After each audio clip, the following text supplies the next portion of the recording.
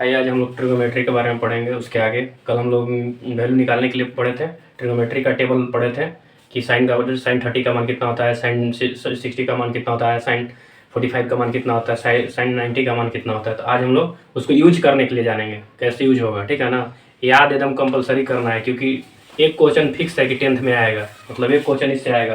पहला क्वेश्चन देखिए एनसीईआरटी का है, एक्सरसाइज 8.2 पहला क्वेश्चन है, सॉरी पहला का पहला मान लीजिए क्वेश्चन है। इसमें पहला क्वेश्चन क्या है, साइन 60 और cos 30 प्लस साइन 30 cos 60। ये एनसीईआरटी का है। देखिए क्या दिया हुआ है, एक सेकेंड देखिए, साइन 60 cos 30 साइन 30 cos 30 क्या दिया हुआ है, ये देखिएगा, sine 60 sine 60 cos 30 plus sine 30 cos 60। अब इसका वैल्यू आना चाहिए आपको, कल हम लिखवाए थे साइन 30 का मान, साथ ही cos 30 45 का मान, ये सब सारा लिखवा दिया है। साइन 45 का मान, साइन 60 का मान, साइन 90 का मान। तो यहाँ साइन 60 का मान, तो कल हम लिखवाए थे साइन 60 का मान कितना होता है, 1/√2 कितना होता है, 1/√2। और ये कितना होता है, cos 30 कितना होता है, cos 30 √3/2 यही होता है। यहाँ प्लस का प्लस आ जाएगा। साइन 30 कितना होता है, साइन 30 बताइए 1/2। और cos 60 कितना होता है बताइए, cos 60 कितना होता है, cos 60 साइन 60 कितना होता है, गलती हो गया, साइन 60 होता है √3/2। और ये कितना होता है 1/2, यही तो होता है। देखिए साइन 60 कितना होता है √3/2 और cos 30 कितना होता है √3/2 और प्लस का प्लस यहाँ आ गया। साइन 30 कितना होता है 1/2। अरे वैल्यू निकालने के लिए कल बताया था ना, वही है। साइन 30 कितना होता है 1/2 और cos 60 कितना होता है 1/2। अब इसको देखिए क्या करेंगे, अब मल्टीप्लाई करेंगे, इंटू में है, ठीक है। अब इसको इससे मल्टीप्लाई करेंगे, √3 इंटू √3 कितना होगा, √3 इंटू √3 कितना हो जाएगा 3, √3 इंटू √3 हमेशा 3 होता है, ठीक है। तो √3 इंटू √3 और मल्टीप्लाई है तो 2 और 2 कितना होता है, 2 2 जा 4। तो यहाँ क्या लिखेंगे 4 प्लस यहाँ लिखेंगे 1 1 जा 1 और 2 2 जा 4। अब इसको करेंगे 4 क्या लेंगे, अब यहाँ क्या कर रहे हैं, एलसीएम ले रहे हैं। क्या ले रहे हैं, एलसीएम ले रहे हैं। तो इसको मैच कर दे रहे हैं। अब यहाँ लिखेंगे 4 इंटू 4 और 4 इंटू 4, देखिए 4 से पहले भाग देना है 4 में, तो 1 बार में 4 खत्म। अब इतना आएगा उससे मल्टीप्लाई कर देना, तो कितना आ जाएगा, कितना आएगा 3। तो कितना लिखेंगे यहाँ 3 प्लस 4 इंटू 4 1 कितना आएगा, 4 और 3 और प्लस 4, 3 प्लस 1 कितना आएगा 4, 3 प्लस 1 4 और ये 4 यहाँ 4 से 4 कट देना, कितना बचेगा 1। इसका आंसर 1 होगा। कुछ नहीं किया, एकदम आसानी से समझिएगा। अरे sine 60 cos 30 plus sine 30 cos 60, इसका वैल्यू पुट कर दिए। पिछले क्लास में हम पढ़ाए थे, सारा वैल्यू पढ़ाए हैं। साइन 60 कितना होता है √3/2 और cos 60 कितना होता है √3/2। तो ये दोनों हो गया और प्लस का साइन यहाँ आ गया। साइन 30 कितना होता है 1/2, साइन 30 कितना होता है 1/2। ये मल्टीप्लाई, यहाँ कुछ नहीं, मल्टीप्लाई में है तो मल्टीप्लाई। और cos 60 कितना होता है 1/2, इसको किए। अब √3 और √3 से मल्टीप्लाई किए। √3 इंटू √3 हमेशा कितना होता है 3 होता है। तो √3 इंटू 3 और 2 2 जा कितना होता है, और 2 से और 2 में अथी मल्टीप्लाई करेंगे तो 4 आएगा और प्लस का साइन यहाँ आ जाएगा, तो यहाँ लिखा जाएगा सीधा।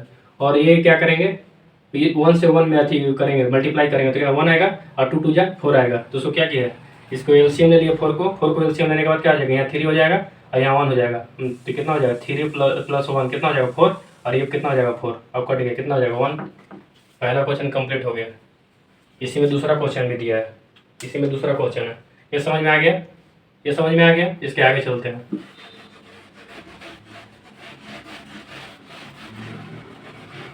पहले पीछे वाला वीडियो देख कर आइए, तब समझ में आएगा। दूसरा क्वेश्चन है आपका एनसीईआरटी का। कितना दिया हुआ है? 2 tan square 60, 2 tan square 45, sorry 2 tan square 45 degree plus cos square 30, cos square कितना है 30 डिग्री प्लस, नहीं माइनस, यहाँ माइनस कितना है sin स्क्वायर 60, sin स्क्वायर 60। ये आपको क्वेश्चन है, इसको सोल्व करना है, कुछ नहीं करना है। पिछलका में हम वैल्यू पुट करने आती टेबल हम बताए थे। पिछलका में क्या बताए थे? टेबल हम बताए थे, वही टेबल तो याद करना है आपको, कुछ नहीं करना है इसमें, केवल वैल्यू पुट कर देना है। अब बाकी जो मतलब ये तो आपको करना ही पड़ेगा, जो इसका काम है प्लस माइनस ये सब तो करना ही पड़ेगा। तो देखिए हम करते हैं 2 का 2, ठीक है। पहले ऐसा नहीं करेंगे, पहले ये करेंगे। tan 40 का कितना होता है? tan 45 होता है 1, tan 45 का मान कितना होता है 1, ठीक है। चलिए cos का निकाल देते हैं। cos 30 कितना होता है बताइए? cos 30 कितना होता है बताइए? cos 30 कितना होता है? √3/2, यही ना होता है। और sin 60 कितना होता है? sin 60 बताइए, sin 60 कितना होता है?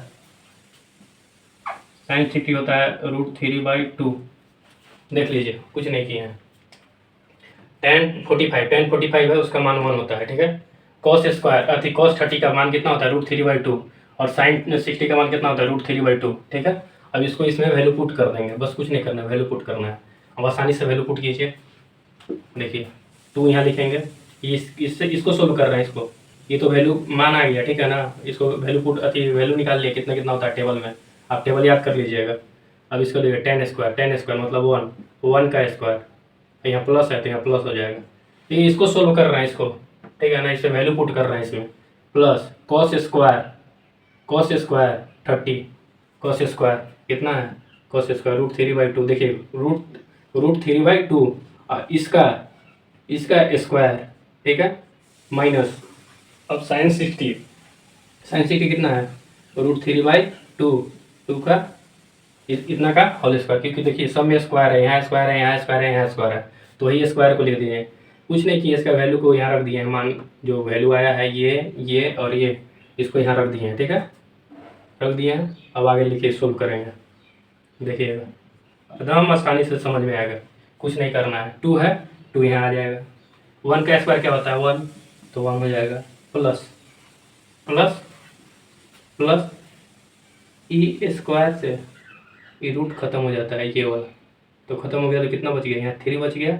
और स्क्वायर इस पे भी तो होगा, अगर इस पे स्क्वायर है तो इस पे भी तो स्क्वायर होगा, 2 पे भी। तो 2 का स्क्वायर कितना होता है? 4। और यहाँ क्या लिखेंगे? माइनस। देखिए समझिएगा, कुछ नहीं किए हैं। ये स्क्वायर से रूट खत्म हो जाता है हमेशा, याद रखिएगा। ये स्क्वायर से रूट खत्म हो गया तो कितना बच गया? 3। तो 3 यहाँ लिख दिए। अब 2 पे भी तो स्क्वायर है, पूरे पर होल स्क्वायर ना है, तो एक बार इससे किए तो एक बार इससे भी करना है। तो 2 का स्क्वायर कितना होता है? 4, तो 4 यहाँ लिख दिए। अब यहाँ माइनस का साइन है तो यहाँ माइनस का साइन लिख दिए। अब यहाँ करेंगे, ये भी वही सही है। देखिए ये स्क्वायर थी, एक स्क्वायर से ये रूट खत्म हो गया तो कितना बच गया? 3 खत्म हो गया। एक बार इससे 2 का स्क्वायर करेंगे, क्योंकि टोटल पे होल स्क्वायर है, तो एक बार इससे इस पे करेंगे और एक बार इससे करेंगे तो कितना हो जाएगा? 4। 2 का स्क्वायर कितना होता है? 4। अब देखिए कितना इजीली सोल्व हो रहा है, 2 × 1। अब ये देखिए क्या हो गया, ये खत्म हो गया, 0 हो गया। कितना आ गया? 0। तो देखिए 2, यहाँ कितना बचा है? 2 + 0 कितना आ जाएगा? 2। यही तो आंसर हो गया। इतना इजीली समझा, कुछ नहीं किए हैं। पहले तो वैल्यू पता कर लेंगे, कितना कितना होता है। tan 45 कितना होता है? 1। cos 60 cos 30 कितना होता है? √3/2। sin 60 कितना होता है? √3/2। और इसको क्या किया ना कि इसमें वैल्यू को पुट कर दिया जहाँ जहाँ दिख रहा है। tan 45 है तो tan 45 1 होता है तो 1। और इसमें स्क्वायर लगा हुआ है, स्क्वायर के चढ़ा दिए, ठीक है। प्लस ये प्लस को प्लस यहाँ लिख दिए, और कुछ नहीं किए हैं। ये cos 60 cos 30 का मान कितना होता है? √3/2, तो √3/2। और इसका पूरा का होल स्क्वायर, क्योंकि यहाँ देखिए स्क्वायर है तो यहाँ होल स्क्वायर चढ़ गया, ठीक है। और ये माइनस है तो यहाँ माइनस आ गया, ठीक है। अब इसमें करेंगे, यहाँ ये साइन 60 कितना होता है √3/2, साइन 60 कितना होता है √3/2, तो √3/2 इसका होल स्क्वायर, क्योंकि यहाँ होल स्क्वायर है, ठीक है। कुछ नहीं किया है, इधर 2 का 2 यहाँ लिख दिए। 1 का स्क्वायर कितना होता है 1, 1 का स्क्वायर कितना होता है 1, यहाँ प्लस का प्लस। ये देखिए कैसे सोल्व किए हैं। एक देखिए पूरा पे जब भी होल स्क्वायर बनेगा, देख लीजिए इधर एक बार, जैसे ये है ना सोल्व किए हैं, ये वाला देख लीजिए, देखिए एक बार इससे अति करेंगे होल स्क्वायर, इस पे भी तो है इस पे भी है, तो स्क्वायर जब भी रहता है ना तो इसका रूट खत्म कर देता है, तो कितना हो जाएगा ये 3 बच गया। अब एक बार इससे स्क्वायर करेंगे तो कितना हो जाएगा, 2 का स्क्वायर कितना होता है 4, 2 का स्क्वायर कितना होता है 4, तो यहाँ 4 आ गया। यही तो किए हैं और कुछ नहीं किए हैं, करके और सोल्व कर दिए हैं, ठीक है। यहाँ तक समझ में आ गया, इसका कितना वैल्यू आया 2 आया आंसर। अब इसको इरेज कर दे रहे हैं, कुछ नहीं किए हैं, बस आपको वैल्यू याद रखना चाहिए, लेकिन टेबल आपको याद एनी हाउ होना चाहिए, टेबल एनी हाउ याद होना चाहिए। आपको टेबल नहीं याद रहेगा तो नहीं बनेगा, ये पूरा वैल्यू पुट है टेबल पे, और टेबल आपको आता है तभी आप बना पाइएगा, नहीं तो ऐसा नहीं बनेगा आपसे, सीधा सीधी बात है। आपको टेबल याद करना ही होगा, कंपलसरी है टेबल याद करना, उससे उसके अलावा कुछ नहीं हो सकता है। आपको टेबल याद रहेगा, आपको एग्जाम में 2 क्वेश्चन एकदम आएगा, 10th का कोई भी दीजिए, चाहे कंपटीशन में भी आता है ऐसा क्वेश्चन, ऐसा थोड़ी ना है, कंपटीशन लाइन में भी क्वेश्चन ऐसा आता है, ठीक है। इसको इरेज कर रहा है, एक और क्वेश्चन है,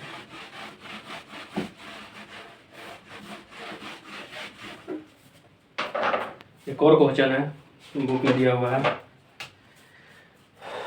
3 नंबर एनसीईआरटी में है, cos 45 है, sec 30 है, sec 30 है प्लस cosec कितना है 30।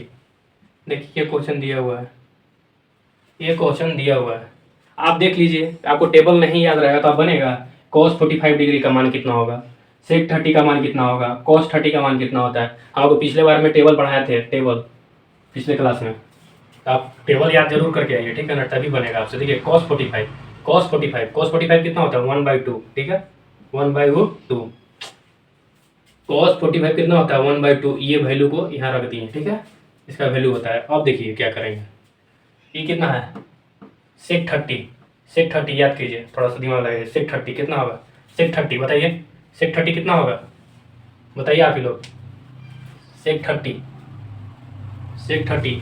बताइए 2√3। आप बुक में भी आपको एनसीईआरटी में दिया हुआ है, पूरा वैल्यू मान टेबल दिया हुआ है, आप टेबल याद कर लीजिए, 2/√3, ठीक है। अब प्लस, यहाँ प्लस है, यहाँ प्लस लिखेंगे, ठीक है। cos 30, आप बताइए cos 30 का मान कितना होता है, cos 30 का मान कितना होता है, देखिए कैसे याद करना है। साइन का मान 1/2 होता है, साइन का मान 1/2 होता है, तो कोसेक क्या होता है, उसको उल्टा होता है। तो साइन मान लीजिए साइन 30 का मान 1/2 होता है, ठीक है, तो कोसेक 30 का मान क्या होगा, कोसेक 30 का मान क्या होगा, ये हमेशा इसका क्या होता है उल्टा होता है, क्या होता है इसका उल्टा होता है, तो कितना हो जाएगा 2/1 मतलब 2, तो कितना होगा कोसेक का मान 2 कितना आएगा 2। अब देखिए इसको क्या कर रहा है, ध्यान से देखिएगा, अब 1/√2, अब यहाँ देखिएगा 1/√2 यहाँ लिख दिया, ठीक है। अब इसको करेंगे, यहाँ कुछ नहीं है तो 1 आएगा, यहाँ कुछ नहीं है तो 1 आएगा, तो इसका एलसीएम लेंगे, कितना होगा √3 होगा, इसका एलसीएम लीजिएगा तो √3 हो जाएगा, तो यहाँ क्या आएगा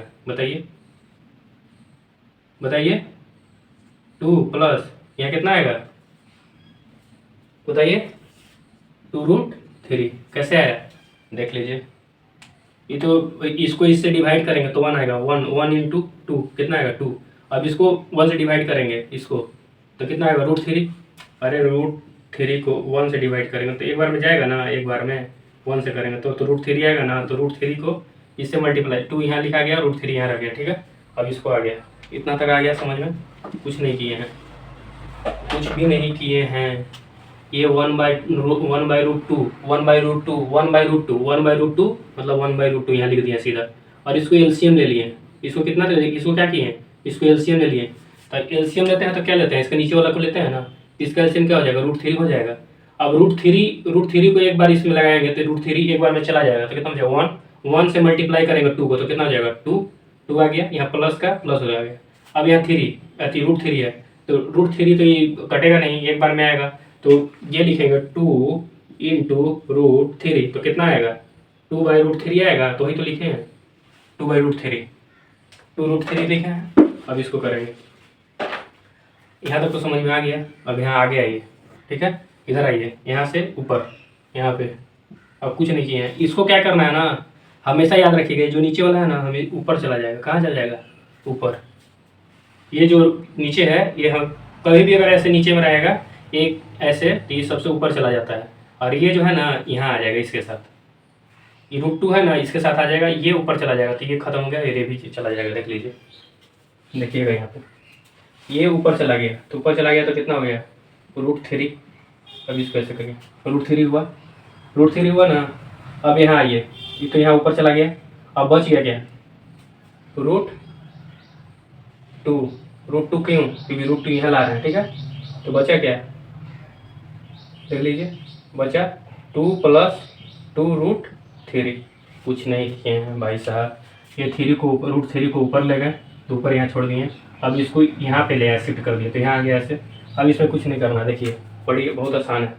देखिए √3 का √3 रहने दीजिए, देखिएगा यहाँ पे, यहाँ 2 √2 है, √2 यहाँ ले लेंगे, लिख लेंगे √2 लिख लिए, √2 लिख लिया ना। तो अब क्या करेंगे, इसमें से कॉमन ले सकते हैं क्या, 2 कॉमन लिए, 2 कॉमन ले लेते हैं, ठीक है। तो यहाँ क्या बच जाएगा 1, अरे 2 बाहर गया तो यहाँ क्या बचेगा 1 + 2 तो ले लिया कॉमन, तो यहाँ क्या बचेगा √3। यहाँ तक तो आपको समझ में आ गया होगा, यहाँ तक तो आपको समझ में आ गया होगा, कुछ नहीं किया है। √3 को यहाँ √3 लिख दिए, ये √2 को √2 लिख दिए, इसमें से 2 कॉमन ले लिए, तो 2 यहाँ आ गया, तो क्या बच गया 2। अगर इसमें से 2 बाहर चल गया, 2 कॉमन ले लिए, तो क्या बचेगा, यहाँ 1 बचेगा, प्लस यहाँ क्या बचेगा 1 इंटू √3 क्या होता है √3, तो यहाँ √3 हो गया। तो अब इसके आगे करेंगे, देख लीजिए, अब इसके आगे करेंगे क्या होगा √3/, अब इसको मल्टीप्लाई कराएंगे तो क्या हो जाएगा √2 हो जाएगा, और यहाँ क्या हो जाएगा 1/√3। अब इसको क्या करेंगे ना, यहाँ देखेंगे, ये तो इसको हटाना है किसी तरह, तो इसको रेशनलाइज कर देंगे। क्या करेंगे, रेशनलाइज कर देंगे। रेशनलाइज करेंगे तो क्या करेंगे, रेशनलाइज करने के लिए क्या करेंगे, वही जो पुराना है मेथड रेशनलाइज करने के लिए, पुराना। देखिए रेशनलाइज का क्या करेंगे, √3 इसको लिखेंगे 2√2 1 + √3, ठीक है। और इसको रेशनलाइज करेंगे, क्या करेंगे, करिए रेशनलाइज, बताइए कैसे होगा, बताइए रेशनलाइज कैसे होता है, आप ही लोग बताइए।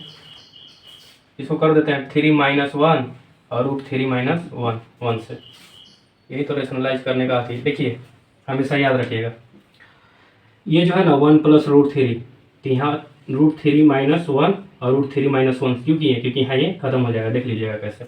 अब इसको मल्टीप्लाई कीजिए, इसको इससे मल्टीप्लाई कीजिए, इसको इससे मल्टीप्लाई कीजिएगा, इसको इससे, तो क्या बचेगा 1, देख लीजिए, नहीं 3 बचेगा, देख लीजिए कैसे। अभी हम बताएं √3 इंटू √3 कितना होता है, मल्टीप्लाई कीजिए, √3 इंटू √3 कितना हो जाएगा 3, तो यहाँ क्या बचेगा, यहाँ देख लीजिएगा। अब यहाँ आ रहा है, यहाँ पे देखिएगा, यहाँ पे कुछ नहीं किए, ये √3 है ना, √3 को इससे √3 से मल्टीप्लाई कीजिए, कितना आएगा 3। अभी क्या कितना आएगा, बहुत गर्मी लग रहा है,